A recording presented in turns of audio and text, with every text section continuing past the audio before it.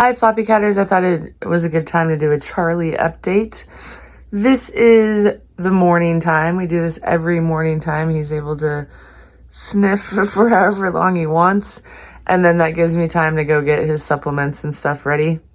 He has been sleeping in the corner of this room forever now, ever since Trigg died. So it's odd, but the animal communicator says that he's doing it because he wants a quiet place to sleep. Might be a summertime thing here on out. I don't know. We'll just have to see what our new life is like. It rained here. Can you see the wet spots on the street overnight or early this morning? And so he's very interested in the smells today because it's a little more intense than usual. It's probably like 4 hours later now and we're outside. And he's ready to go inside. He's been outside for a little bit. You'll see that Charlie looks a little rough. That's because he's on Mirataz, which is an appetite stimulant. And I'm giving him the transdermal one that you put in their ear. Probably like a fourth or an eighth of the dose that's recommended. And the reason that we need that right now is because around August 3rd, Charlie stopped eating anything but freeze-dried treats. And I couldn't figure it out. Well, let me get this little gnat or whatever on him. And it ended up being bacterial infection. It took a long time to figure it out. Like a long time. And I'm pretty sure he's on the road to recovery. But I'm trying to keep his nutrition and weight up so that it doesn't end up causing a problem in that regard. So, and including with, no, you don't need to go out there. Including the Mirataz, I have tried anti-nausea stuff and nothing was turning him around except for giving him supplements that were helpful to his body. Yes, hello. So those have been probiotics, digestive enzymes, omega-3s, humic and fulvic acid, and then I've been consulting with Pam of Purrrfectly Holistic, who is my go-to when there's something the matter with him. And then we got some help from Phillips by looking at his eyes. So we also did some homeopathy, and I'm really excited because when this all first happened, it was, suspected, well, maybe it's his kidney disease, maybe it's progressed and he's nauseated from that, and then that's what's causing him not to want to eat. And I was like, no, it came on too acutely, like there's no way that it was that. And then this week we had a call with the animal communicator, and I said, can we just figure out like what happened? Like what is going on here? And she's confirmed the suspicion that I had, that it was a bacterial infection, and said, this is just something that's going to take time for him to get over. And you just have to keep at giving the supplements and increasing his appetite. And getting that bad bacteria out of him. We did we went to the vet several times, got cold laser, and we did go to the vet on Tuesday, and we tried to get blood, and he wouldn't allow it. So he keeps getting these little gnats in his coat. I'm sorry, I know that's rude, but why they land on you? And he wouldn't allow it, so I had to scrap that idea. But our vet ended up doing laser acupuncture on him, which worked out great.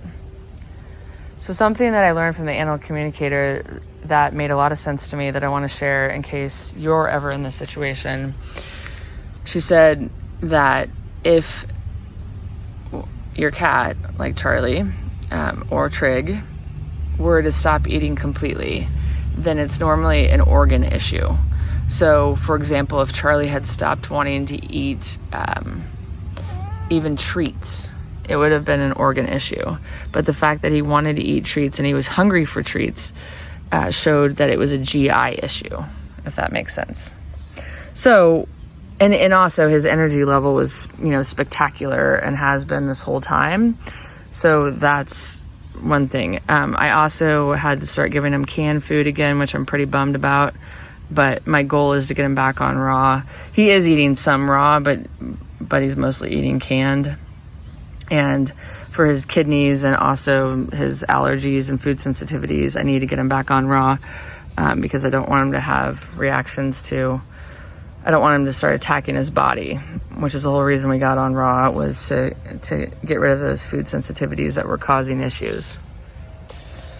So if I compare him to not eating what I want him to eat and his regular food to what happened with Trigg, yes, Trigg wouldn't eat anything. Trigg wouldn't eat anything I gave him.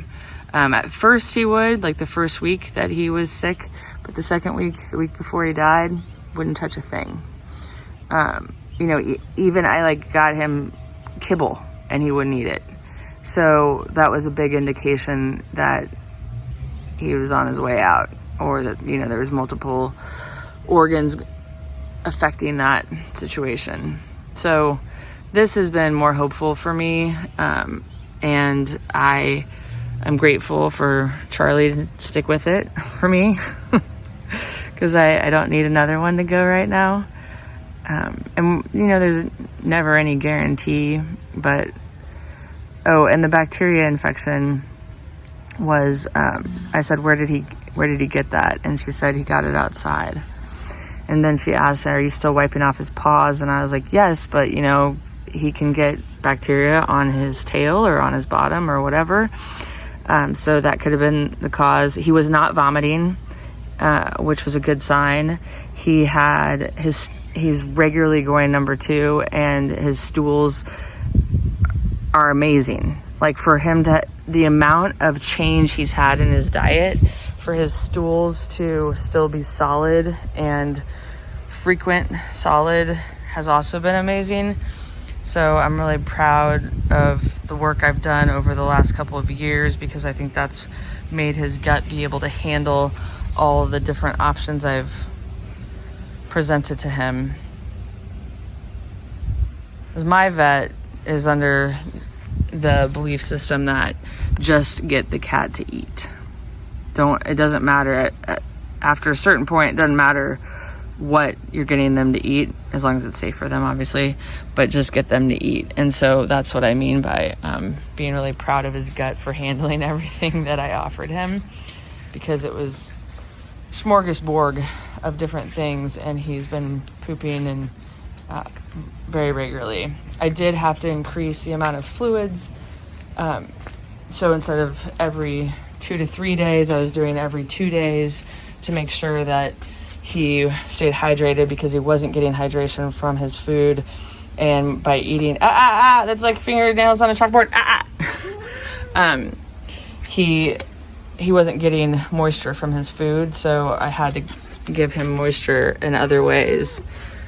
So that's a quick update, and hopefully we're on our road to recovery.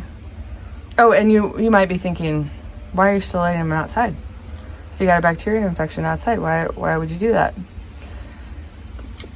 Okay, we can't do that anymore. You can come over here and sit on the on this, so everybody can see how beautiful you are. The reason I'm not going to stop letting him outside is because, same reason I'm not going to stop letting him outside, even though he's a flea magnet, is because I know how much outside means to him. Every single day he begs to go outside, every single day. And last year, when we got 2 flea infestations, I kept him inside from July until November. This cat got so depressed being inside that I would never do that to him again. So I say this without wanting or manifesting it, but if letting him outside led to his demise, I would feel okay knowing I gave him the quality of life that he wanted and desired. rather than me, you know, being a hypochondriac and not wanting to expose them to anything. And that's one of those personal choices that you have to make as a pet owner that another pet owner might not agree with. But for me, in this cat and his personality, it is absolutely imperative that he goes outside. And I'm going to take him inside now because he's licking way too much. I think he needs some clay. He gets bentonite clay when he has a histamine reaction. So I'm going to take him inside and give him just a little bit of clay so that he can not be so licky. Thank you guys for watching. I have learned so much in the last 2.5 years. A lot as of thanks to Pam of Purrrfectly Holistic, who has taught me these things. And I am so prepared for anything that comes my way because of everything I've learned from her, from Charlie, from Trigg, and multiple veterinarians. And I want to continue to learn so that I can help my kitties and my family's animals whenever I can. Thanks for watching. See you next time.